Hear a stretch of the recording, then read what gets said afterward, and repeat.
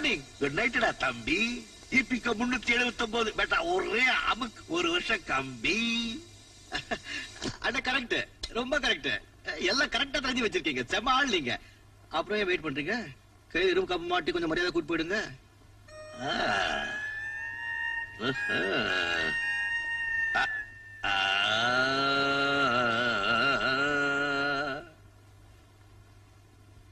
என்னன்னா இதுக்கு போய் ரொம்ப சூழ்ச்சியா யோசிக்கிறீங்க? நீ கோடிக்கணக்கான கொள்ளையடிப்ப, சாதாரண இரும்பு பெட்டிக்கு போய் நெருப்பு காமிச்சிட்டு இருக்கிய. இதுல ஏதாவது மர்மம் இருக்கோ? இதுல என்ன மர்மம் இருக்கு?